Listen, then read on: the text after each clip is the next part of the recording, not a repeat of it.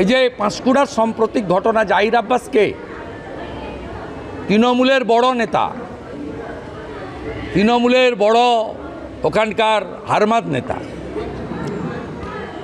তার মহিলাদের শ্লীলতাহানি এবং ধর্ষণ করার জন্য স্বাস্থ্যকর্মীদের আলাদা রুম ছিল। ভাবতে পারেন কোন রাজ্যে আমরা বসবাস করি? বড় মাথা না থাকলে এত বাড়তে পারে? 18 সাল থেকে এসব করেছে। আলাদা রুম ছিল মলেস্টেশন করার জন্য, রেপ করার জন্য। আগামীকাল মহিলারা ঝাঁটা মিছিল করছে পাঁশকুড়ায়। না, অ্যাকচুয়ালি জাহির আব্বাস খান আমাদের আধিকারিকদের সঙ্গে বা আমাদের সঙ্গে কখনোই দুর্ব্যবহার বা খারাপ ব্যবহার করতেন না, এবং ওনার তো বিভিন্ন রকম সার্ভিস পরিষেবা ছিল, যেমন আমাদের অফিস ভেহিকেল বা মাতৃযান, অ্যাম্বুলেন্স, যখন যেটা বলা হতো উনি করে দিতেন। আমাদের সঙ্গে কোনো দুর্ব্যবহার, খারাপ ব্যবহার কিছু কোনো দিনই করেননি।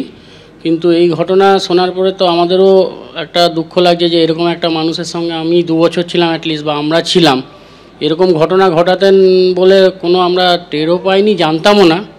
জানলে তো অবশ্যই আমরা এখান থেকে অনেক আগেই বের করে দিতাম। এরকম একজন পাপী, একজন দুষ্টু লোকের পাশে থাকাও আমি মনে করি যে খুব বাজে ব্যাপার। অবশ্যই কোম্পানি ভুল করেছে, কারণ একটা এরকম এতদিনের ক্রিমিনাল যদি এখানে থাকে, সেটা তো উনি তো আমাদের কাছে একদম ভালো মানুষ সেজে থাকছেন, আমাদের পক্ষে বোঝাও সম্ভব নয়, এবং ওনার ভয়ে তো কোনো সিকিউরিটি গার্ড বা কেউ আমাকে কোনো দিন কিছু জানাতেও পারেননি।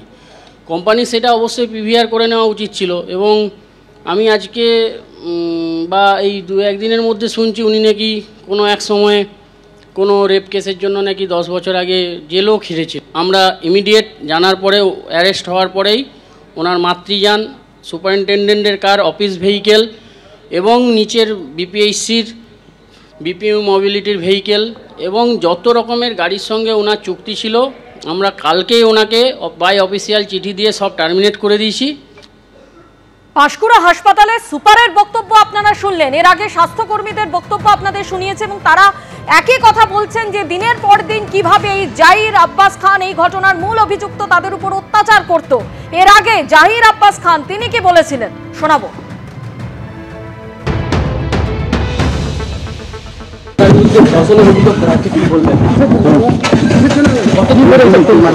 চক্রান্ত করেছে,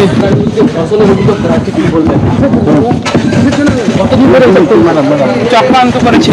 বিগত 2018 সাল থেকে এই অভিযুক্ত জাহির আব্বাস নাকি নাম তার, সে কিন্তু অন্য অনেকের মাথায় হাত নিয়ে, যেখানে ডাক্তার বোধিসত্ত্ব মহাপাত্রর নাম নির্দিষ্টভাবে আসছে, আমি নক্কারজনক যে তিনিও একজন চিকিৎসক, তিনি বোধহয় সম্ভবত মন্ত্রীর পুত্র, তার প্রশ্রয়ে তার মাথায় হাত রেখে থাকায় এই ধরনের ঘটনা দিনের পর দিন ঘটছে, এবং তারা বিভিন্ন রকমভাবে এই যে নির্যাতন সহ্য করতে বাধ্য হয়েছেন, কারণ তারা যেহেতু বেশিরভাগ গরিব নিম্নবিত্ত পরিবারের মানুষজন।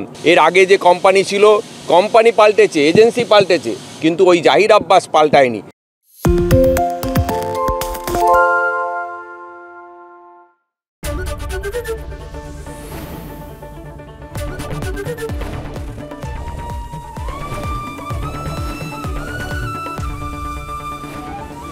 এবিপি আনন্দ, এগিয়ে থাকে, এগিয়ে রাখে।